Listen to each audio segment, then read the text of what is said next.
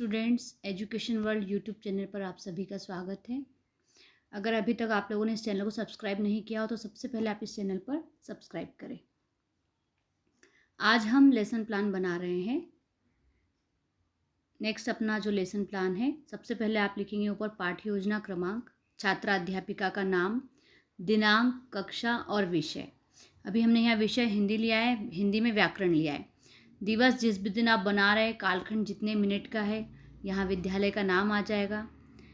प्रकरण में आ जाएगा आपका अलंकार। अब यहाँ पर हमने उप प्रकरण लिया है। उप प्रकरण इसलिए लिया है क्योंकि हम अलंकार पर एक वीडियो बना चुके हैं। अब उप प्रकरण यानी अलंकार के जो अंदर के जो भेद है, शब्दालंकार और अर्थालंकार, तो आज हमने यहाँ पर अर्थालंकार लिया है, इसलिए हम यहाँ पर उप प्रकरण डालेंगे। ठीक है, आगे हम लिख रहे हैं सामान्य उद्देश्य। पहले भी वीडियो में मैं आपको बता चुकी हूँ कि सामान्य उद्देश्य कम से कम 10 होने चाहिए।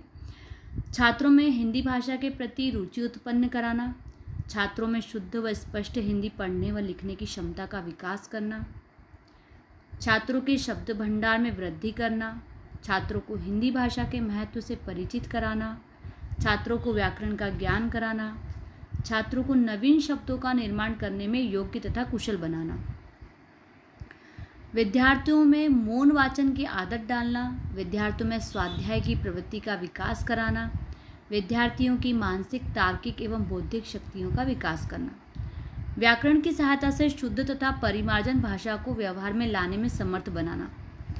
ये थे हमारे सामान्य उद्देश्य। अब इसके बाद हम लेते हैं विशिष्ट उद्देश्य।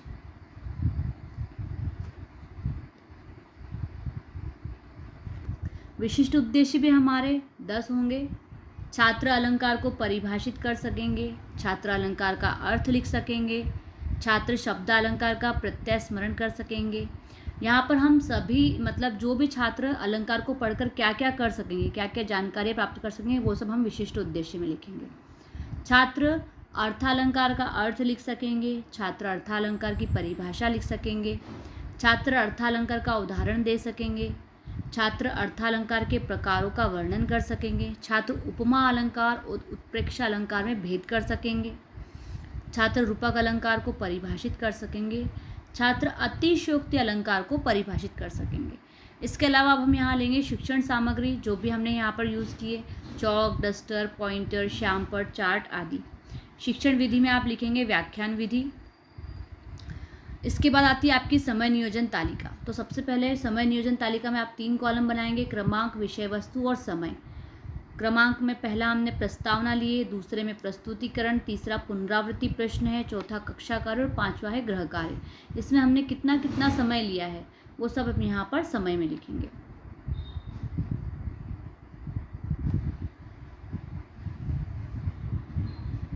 इसके बाद आता है आपका पूर्व ज्ञान। पूर्व ज्ञान में हमने क्या बच्चों को क्या है इसके बारे में पूर्व ज्ञान। तो विद्यार्थी अलंकार का सामान्य ज्ञान रखते हैं। प्रस्तावना से संबंधित हम कुछ प्रश्न लेंगे जिसमें हमें मालूम पड़ेगा कि बच्चे इसका कितना ज्ञान रखते हैं। तो इसमें भी 3 कॉलम बनाए जाएंगे, क्रमांक, छात्राध्यापिका क्रिया और छात्र क्रिया।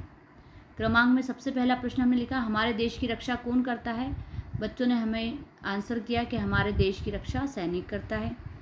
सैनिकों को अच्छे कार्यों के लिए क्या मिलता है। बच्चों ने हमें दिया सैनिकों को अच्छे कार्यों के लिए पुरस्कार मिलता है। पुरस्कार से सैनिकों का क्या बढ़ता है। तो पुरस्कार से सैनिकों का सम्मान बढ़ता है। सम्मान का पर्याय क्या होता है। तो सम्मान का पर्याय अलंकृत करना है।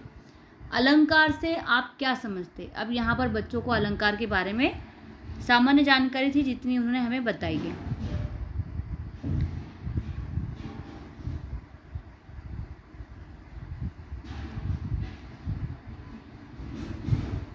अगला है आपका प्रस्तुतिकरण। प्रस्तुतिकरण में भी आप 3 कॉलम बनाएंगे, शिक्षण बिंदु, छात्राध्यापिका क्रिया और छात्र क्रिया। शिक्षण बिंदु में हम सबसे पहला टॉपिक ले रहे हैं अर्थालंकार का अर्थ। तो काव्य में जहाँ अर्थ के कारण चमत्कार उत्पन्न हो वहाँ अर्थालंकार होता है। यानी कि जब भी हम कोई कविता लिख रहे हैं और उसके अर्थ से उस कविता में रोचकता आ रही है ना, तो उसको अर्थालंकार कहते हैं। यहाँ पर छात्रों के द्वारा क्रिया हो रही है कि वे ध्यानपूर्वक सुन रहे हैं। बाद में हमने लिखा यहाँ अर्थालंकार के प्रकार। तो यहाँ सभी अर्थालंकार के प्रकारों के हम नाम लिखेंगे, उपमा, रूपक, अतिशयोक्ति और उत्प्रेक्षा अलंकार। इसके बाद हम उपमा अलंकार को एक्सप्लेन कर रहे हैं, जहाँ किसी व्यक्ति अथवा वस्तु की तुलना किसी अन्य प्रसिद्ध प्राणी या वस्तु से की जाती है, उसे उपमा अलंकार कहते हैं। उपमा का अर्थ ही होता है तुलना करना। ठीक है। उपमा में तुलना करना, तो जहाँ किसी व्यक्ति अथवा वस्तु की तुलना किसी अन्य प्रसिद्ध प्राणी या वस्तु से की जाती है उसे उपमा अलंकार कहते हैं। यहाँ हम एग्जाम्पल के द्वारा समझेंगे। हरिपद कोमल कमल से, यहाँ पर हरि के चरण, पद मतलब पैर, हरि के पैरों की जो तुलना है वो किससे कर रहे हैं? कमल से, कि जो हरि के पैर है वो किससे कोमल है? कमल से भी अधिक कोमल है। तो यहाँ चरणों की तुलना कमल से की गई है, अतः यहाँ उपमा अलंकार है।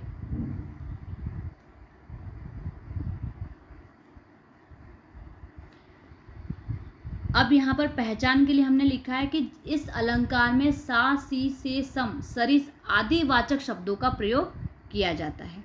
ठीक है। अब आते हैं हम रूपक अलंकार, जहाँ गुण की समानता के कारण उपमेय में उपमान का आरोप कर दिया जाए वहाँ रूपक अलंकार होता है। जैसे हम उदाहरण के द्वारा समझेंगे। चरण कमल बंदो हरि राई, पायो जी मैंने राम रतन धन पाया। मतलब कि यहाँ पर क्या कर रहे हैं हम? उपमेय में उपमान का आरोप है।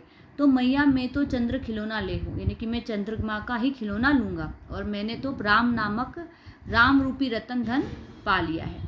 अब यहाँ पर भी हम एक विशेष डाला है कि इसकी पहचान है कि इसमें उपमान एवं उपमेय के बीच विग्रह करने पर रूपी शब्द का प्रयोग होता है। जैसे हम यहाँ पर लिखा है पायो जी मैंने राम रतन धन पायो, तो इसको विग्रह करेंगे तो हम लिखेंगे राम रूपी, है ना, रतन, है ना, चंद्र रूपी खिलौना। तो इस प्रकार से जब हम इसका विग्रह करते हैं तो रूपी शब्द का प्रयोग होता है। अब यहाँ हमने जब अलंकारों को एक्सप्लेन किया तो यहाँ से हमने एक प्रश्न निकाला है कि सिंधु या विस्तृत और अतः प्रस्तुत पंक्ति में कौन सा अलंकार है? तो प्रस्तुत पंक्ति में उपमा अलंकार है।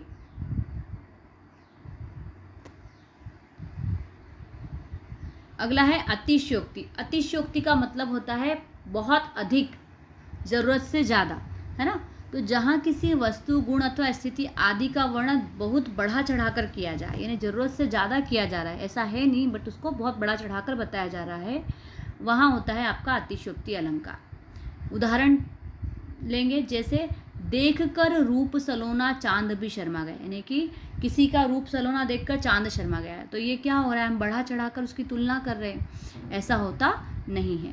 इसी प्रकार से हनुमान की पूंछ में लगन ना पाई आग, लंका सारी जल गई गए निशाचर भाग। ऐसा कहा गया है कि हनुमान की पूंछ में आग नहीं लगी और लंका सारी जल गई और सारे राक्षस भाग गए, जबकि ऐसा नहीं हुआ था, है ना। यहाँ पर भी बहुत बढ़ा चढ़ाकर वर्णन किया गया है। यहाँ पर छात्रों के द्वारा क्रिया हो रही कि वे छात्र जो है वो ध्यानपूर्वक सुन रहे हैं। अब बोधात्मक प्रश्न यहाँ से ले रहे हैं हम, अतिशयोक्ति अलंकार किसे कहते हैं? तो छात्रों ने ध्यान से सुना इसलिए वो हमें आंसर कर रहे हैं कि जहाँ किसी वस्तु, व्यक्ति के गुणों को बढ़ा चढ़ाकर वर्णन किया जाए वहाँ पर अतिशयोक्ति अलंकार होता है।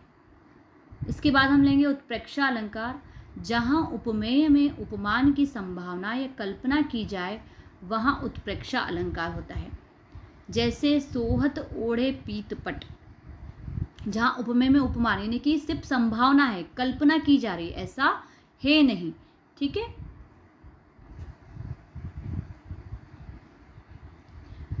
श्याम सलोने गात, मानो नीलमणि सेल पर आतप पर्यो प्रभात, जान पड़ता है नेत्र देख बड़े बड़े, हिरकों में गोल नीलम है जड़े।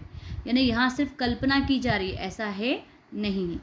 अब यहाँ पर हम इस अलंकार को पहचानेंगे कैसे? तो इस अलंकार में मनु, मानो, जनु, जानो, जनहु, मनहु जैसे शब्दों का प्रयोग होता है, यानी कि जो भी एग्जाम्पल दिए जाते हैं, जैसे जान पड़ता है तो यहाँ पर भी जान शब्द आया है। ठीक है। तो यहाँ पर इस प्रकार से, जैसे यहाँ लिखा है मानो नीलमणि सेल पर, तो यहाँ मानो शब्द आया है, तो मनु, मानो, जनु, जानो, जनहु, मनहु इस प्रकार के शब्द आए तो वहाँ हम समझ जाएंगे। ठीक है। अब इसलिए हम एक बोध प्रश्न यहाँ से निकला है कि ले चला साथ में तुझे कनक, जो भिक्षुक लेकर स्वर्ण में, कौन सा अलंकार है? तो हमने यहाँ पर आंसर दिया है, बच्चों ने आंसर दिया है कि इस पंक्ति में उत्प्रेक्षा अलंकार है। उपसनात्मक प्रश्न कथन है, बच्चों आज हमने अलंकार और अर्थालंकार का अध्ययन किया। इसके बाद हम फिर से एक बार पुनरावृत्ति प्रश्न लेंगे बच्चों से। यहाँ भी 3 कॉलम बनेंगे, क्रमांक, छात्राध्यापिका क्रिया और छात्र क्रिया। आभूषण किसके बने होते हैं? बच्चों के द्वारा आंसर दिया गया है, आभूषण सोने व चांदी के बने होते हैं। कविता की शोभा किससे बढ़ती है? तो कविता की शोभा अलंकार से बढ़ती है। अलंकार के कितने प्रकार होते हैं? अलंकार के 2 प्रकार होते हैं। अलंकारों के प्रकारों के नाम लिखिए। तो शब्दालंकार और अर्थालंकार 2 इसके प्रकार हैं। अर्थालंकार के प्रकारों के नाम लिखिए। तो अर्थालंकार के प्रकारों के नाम उपमा अलंकार, रूपक, अतिशयोक्ति और उत्प्रेक्षा अलंकार है। ठीक है। इसके अलावा हमने कक्षा कार्य में बच्चों को कुछ प्रश्न दिए। अर्थालंकार किसे कहते हैं, अर्थालंकार कितने प्रकार के होते हैं। गृह कार्य में हमने बच्चों को क्वेश्चन दिया, अर्थालंकार के प्रकारों का वर्णन करो, अर्थालंकार के प्रकारों को उदाहरण द्वारा समझाओ। इसके बाद हमारा आता है श्यामपट्ट कार्य। ठीक है। यहाँ पर ब्लैक बोर्ड पर आप सबसे पहले दिनांक, कक्षा और विषय डालेंगे, दिवस, कालांश और विद्यालय का नाम। फिर अर्थालंकार प्रकरण क्या है हमारा, अर्थालंकार है। अर्थालंकार के प्रकार, यहाँ हमने बोर्ड पर बच्चों को अर्थालंकार के प्रकार बता दिए क्योंकि हमने आज इन्हें एक्सप्लेन किया है। फिर कुछ उदाहरण दिए यहाँ पर, जैसे उपमा अलंकार का उदाहरण देते हुए हमने बच्चों को समझाया है, तो वो हमने ब्लैक बोर्ड पर लिख दिया है। नीचे हस्ताक्षर तालिका बनेगी, छात्र हस्ताक्षर, छात्राध्यापिका हस्ताक्षर और पर्यवेक्षक हस्ताक्षर। प्रतिपुष्टि तालिका में यहाँ नीचे आप प्रतिपुष्टि तालिका लिखेंगे। ठीक है। तो आज का जो हमारा लेसन प्लान था वो था अलंकार के ऊपर, अर्थालंकार पर। आप लोगों को वीडियो अच्छी लगी हो तो प्लीज़ इस वीडियो को लाइक, सब्सक्राइब और कमेंट ज़रूर करें।